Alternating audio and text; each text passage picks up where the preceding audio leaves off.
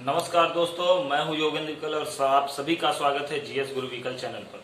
तो दोस्तों, थोड़ी सी व्यस्तता के कारण आज की जो दूसरी क्लास थी ये आपको लेट में मिलेगी, तो कुछ दिनों का ये अंतराल हम लोग देखेंगे। संभवतः प्रयास रहेगा कि टाइम पे आप लोगों के पास क्लास भेज दी जाए, लेकिन आपको प्रॉपर वे में क्लास दे दी जाएगी। देखिए, कुछ लोग बोल रहे थे मैथ्स के लिए, तो देखिए मैथ्स वाले सर की अभी तबीयत जो है ठीक नहीं है। जैसे ही वो स्वस्थ होंगे आप सबके बीच में वो फिर से आएंगे, ठीक है। तो अभी हम लोग आगे बढ़ेंगे। आज हम लोग बात करेंगे डीपीएसपी की, इंडियन पॉलिटी एंड कॉन्स्टिट्यूशन का एक टॉपिक है डीपीएसपी, जिसको हम लोग बोलते हैं directive principles of state policy. Hindi में इसको हम लोग बोलते हैं राज्य के नीति निर्देशक तत्व। अब देखिए, अगर हम बात करें तो ये संविधान के भाग 4 में है। तो डीपीएसपी का जो विवरण है वो भारतीय संविधान के भाग 4 में बताया गया है, जो कि हम लोगों ने पढ़ लिया है कि ये आयरलैंड से लिया गया है। अब देखिए, हम लोग समझते हैं कि डीपीएसपी का मतलब क्या है, राज्य के नीति निर्देशक तत्व का मतलब क्या है। तो देखिए, राज्य के नीति निर्देशक तत्व का एक सिंपल सा कॉन्सेप्ट है कि कुछ ऐसे कर्तव्य जो राज्य को दिए गए हैं करने के लिए, ताकि राज्य में रहने वाली हर एक जनसंख्या, जो भी लोग हैं जो राज्य में रह रहे हैं, उनको किसी भी प्रकार की कोई समस्या न हो, इसके लिए राज्य को कुछ कर्तव्य दिए गए हैं, वही कहलाता है directive principle of state policy. क्योंकि देखिए, सारे संसाधन राज्य को दिए जाते हैं, तो कहीं ऐसा न हो कि सारे संसाधन प्राप्त करने के बाद राज्य जो हो वो मनमाने तरीके से, मनमाने रवैये से अपना व्यवहार चलाने लगे और जनता को कठिनाइयां महसूस हो। और साफ साफ हमारे भारतीय संविधान में कहा गया है कि राज्य को कल्याणकारी होना चाहिए, मतलब राज्य ऐसा होना चाहिए, राज्य को उस प्रकार से काम करना चाहिए ताकि समाज में या देश में या राज्य में रहने वाले किसी भी व्यक्ति को किसी भी तरह की कोई तकलीफ न हो। तो आइए हम लोग बात करते हैं आर्टिकल की। तो यहाँ पर जो डीपीएसपी है, जो राज्य के नीति निर्देशक तत्व हैं, ये आर्टिकल 36 से 51 तक है। तो 36 से 51 तक यहाँ पर राज्य के नीति निर्देशक तत्वों की बात यहाँ पर बताई गई है। चलिए हम लोग क्रम से देखते हैं। यहाँ पर देखिए, आर्टिकल 36 है राज्य की परिभाषा। राज्य की परिभाषा वही है जो मैंने आपको आर्टिकल 12 में समझाई थी। आर्टिकल 12 में आपको याद होगा, राज्य मैंने आपको बताया था कि राज्य का मतलब है सरकार, वो चाहे केंद्र की हो चाहे राज्य की। सरकार के साथ जो भी सरकारी घटक हैं, ऐसे सारे घटक, ऐसे सारे संस्थान जिन पर सरकार नियंत्रण रखती है, वो सब का सब राज्य के अंतर्गत आता है। तो ये रही आपकी राज्य की परिभाषा। आर्टिकल 37 में बहुत इंपॉर्टेंट बात कही गई है कि DPSP will not be enforced by judiciary, मतलब डीपीएसपी अर्थात directive principles of state policy, मतलब राज्य के नीति निर्देशक तत्व जो हैं वो न्यायालय द्वारा प्रवर्तनीय नहीं है।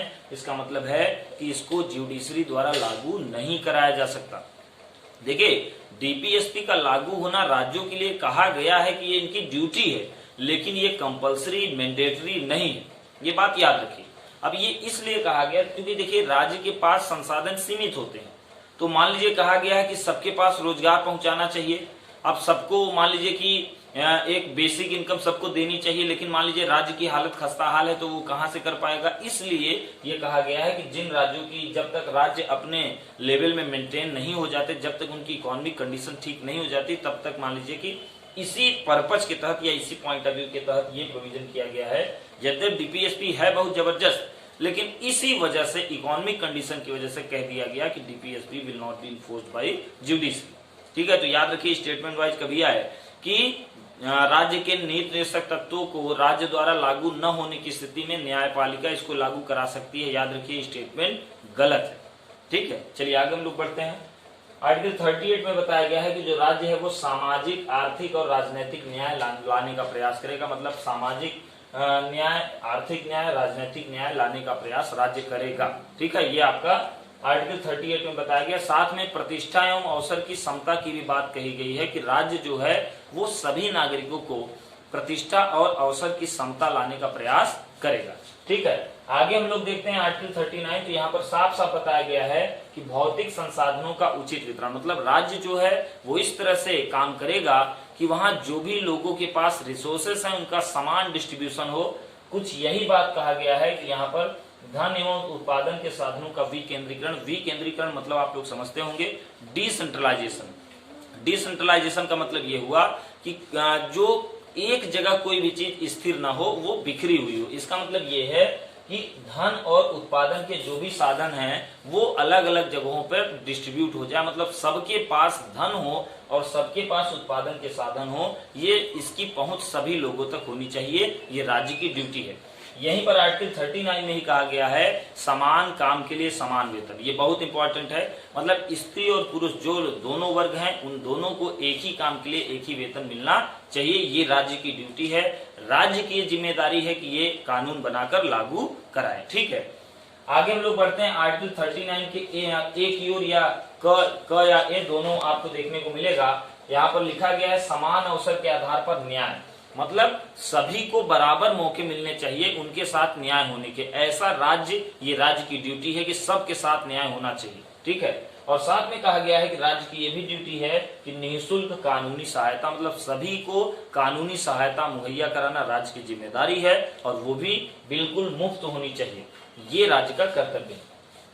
आगे देखिए आर्टिकल 40 की बात करें तो ग्राम पंचायतों के गठन के बारे में कहा गया, साफ साफ राज्य को निर्देश दिया गया है कि भैया आप ज्यादा से ज्यादा राज्य स्तर पर पंचायतों का गठन करें। पंचायतों के गठन करने का एक ही उद्देश्य है कि जो सुविधा है, जो नीतियां हैं, नीतियों का जो संचालन है वो एक पिछड़े से पिछड़े तबके तक, मतलब समाज की अंतिम पंक्ति में खड़ा हुआ व्यक्ति तक उस सुविधा को मुहैया कराया जाए।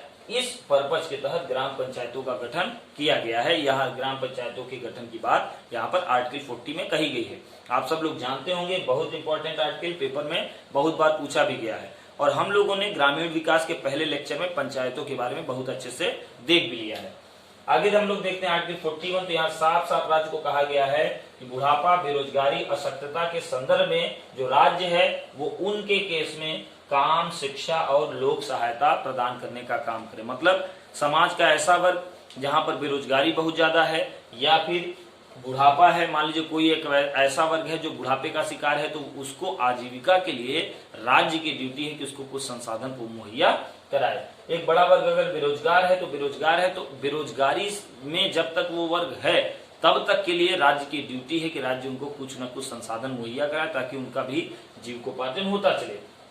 इसी संदर्भ में आप देखते हैं कि कई सरकारें हैं जो बेरोजगारी भत्ता देती हैं, यहाँ आप देखें तो वृद्धा पेंशन देती हैं। ठीक है, अशक्तता के संदर्भ में आप समझ सकते हैं कि मान लीजिए ऐसा वर्ग जो बहुत कमजोर है, जैसे यहाँ से आप विधवा पेंशन को भी जोड़ सकते हैं कि एक ऐसा वर्ग है जो मतलब उसके पास वो सामर्थ्यवान नहीं है, तो उस संदर्भ में भी उसको कुछ संसाधन राज्य के द्वारा दिए जाने चाहिए। ऐसा जो है ये आर्टिकल 41 में राज्य को कहा गया है, ये राज्य की ड्यूटी है, राज्य का कर्तव्य है, राज्य को ऐसा करना चाहिए। चलिए आगे हम लोग बढ़ते हैं।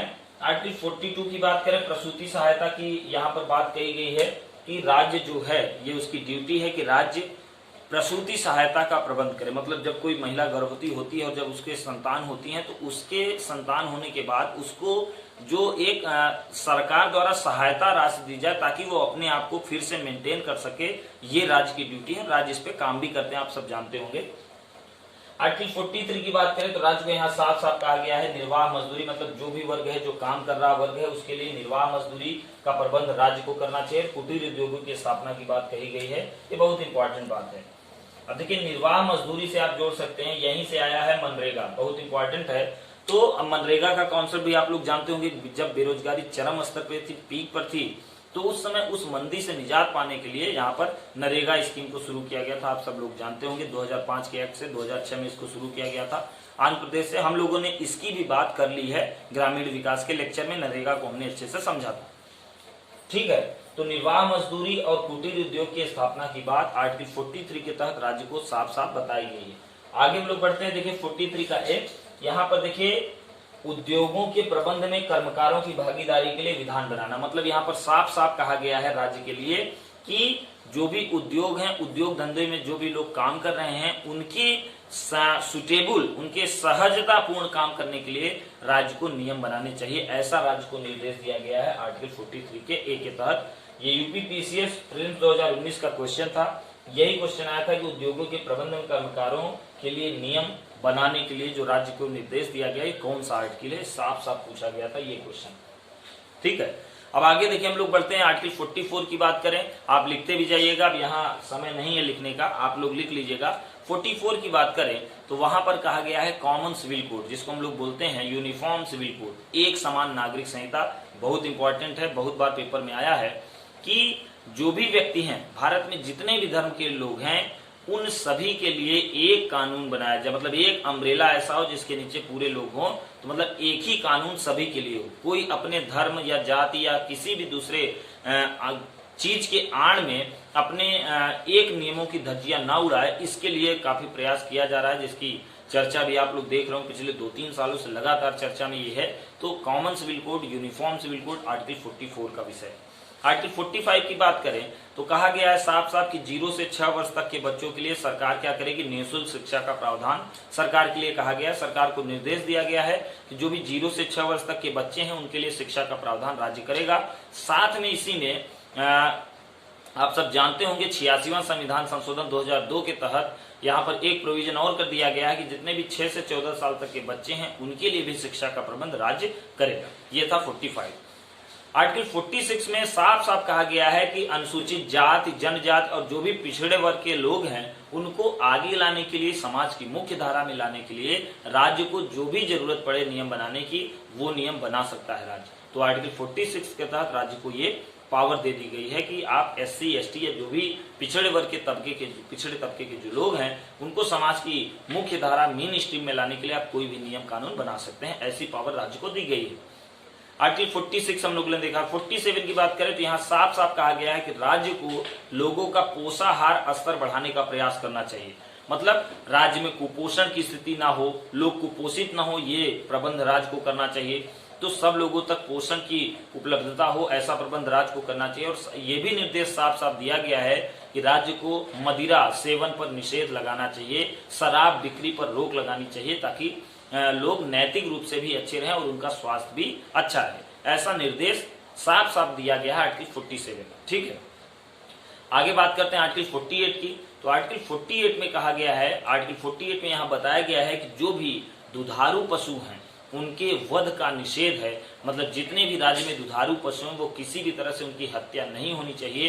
राज्य की जिम्मेदारी है कि उनकी हत्या से उनको बचाए। और साथ में कहा गया है कि यहाँ पर कृषि और पशुपालन के लिए भी राज्य को निर्देश दिए गए हैं कि राज्य जो है वो खेती और पशुपालन को अपने तरफ से बढ़ावा देने का काम करे। आर्टिकल 48 के ए में बताया गया है कि राज्य जो है वन और एवं पर्यावरण के संरक्षण का काम करे। ये राज्य की ड्यूटी बताई गई 48 के में। फिर 49 आता है। 49 में कहा गया है कि जो भी राष्ट्रीय स्मारक के, जो भी राष्ट्रीय महत्व के जो भी स्मारक हैं उनका संरक्षण करना राज्य की जिम्मेदारी है। ये आपका 49 में बताया गया है। ये आप सब लिखते चलिएगा भाई, ठीक है। आर्टिकल 50 में बताया गया है कि देखिए कार्यपालिका से न्यायपालिका के पृथक्करण का प्रयास राज्य को करना चाहिए। मतलब राज्य ऐसा कानून बनाए कि जो सरकार है वो न्यायपालिका के काम में इंटरफियर न करे और जो जुडिशरी है, जो न्यायपालिका है, वो सरकार के काम में इंटरफियर न करे। दोनों एक दूसरे से स्वतंत्र हैं और अपना काम करते चलें, एक दूसरे में कोई डिस्टर्बेंस पैदा न करें।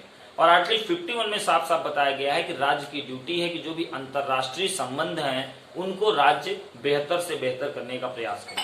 तो ये आपका रहा राज्य का DPSP। तो उम्मीद करता हूं ये सारी बातें आप लोगों को समझ में आई होंगी। आप यहाँ हम लोगों ने जो भी लिखा था, बाकी बातें आप अपने नोट्स में लिख के उसको अच्छे से तैयार कर लीजिए। DPSP से आपका एक क्वेश्चन पक्का है, ठीक है। तो चलिए मन लगा के पढ़ते रहिए। आपसे मुलाकात होगी अगले लेक्चर में। वीडियो देखने के लिए आपका बहुत बहुत धन्यवाद।